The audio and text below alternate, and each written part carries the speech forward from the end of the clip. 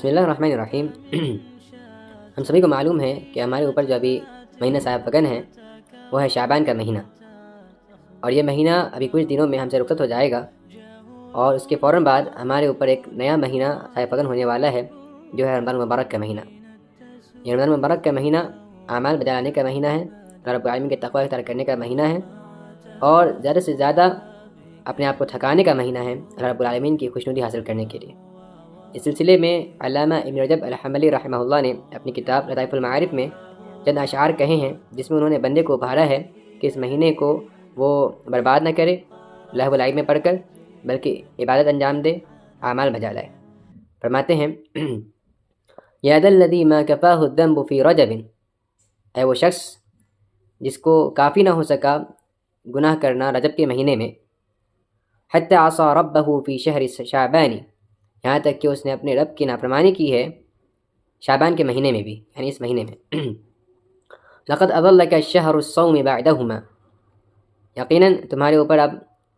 روزے کا مہینہ سایہ فگن ہو چکا ہے ان دونوں کے بعد، یعنی رجب اور شعبان کے بعد۔ فلا تصیرہ ایضا شہر عصیان، لہذا اسے بھی اب نافرمانی کا مہینہ مت بنا لینا۔ واتل القرآن وسبح فیہ مجتہدا، قرآن کی تلاوت کرنا اور اس میں خوب اللہ رب العالمین کی تسبیح و تحمید بیان کرنا، بڑی محنت کرنا۔ فإنہ شہر تسبیح وقرآن، کیونکہ یہ مہینہ اللہ رب العالمین کی تسبیح و تحمید کا مہینہ ہے، اس کی پاکی بیان کرنے کا مہینہ ہے، اور قرآن مجید کی تلاوت کرنے کا مہینہ ہے۔ فاحمل علی جسد ترجو النجاة لہ،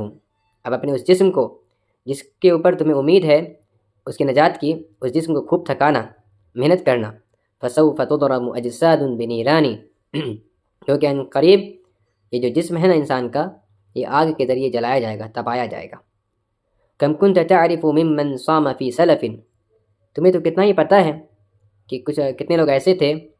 جو کل ماضی میں پچھلے سال کنہوں نے روزہ رکھا تھا، کتنے نے روزہ رکھا تھا۔ من بین اہل و جیران و اخوان، وہ تمہارے یا تو اہل تھے، تمہارے گھر والوں میں سے کوئی تھا،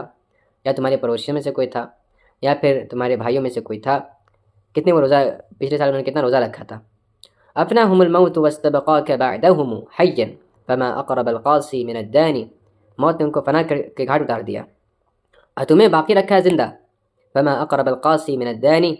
تو جو چلے گئے ہیں اور جو باقی ہے ان دونوں کے درمیان کتنی کم مسافت رہ گئی ہے، کتنی کم مدت رہ گئی ہے، یعنی تم بھی کل انہی میں سے جا کے مل جاؤ گے،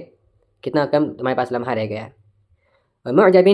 بثياب العید يقطعها فاصبحت في غد اثواب اکفانی، اور کتنی ایسے لوگوں کو تم نے دیکھا ہوگا جو کل تک عید کے کپڑے میں خوش خوش گھوم رہے تھے،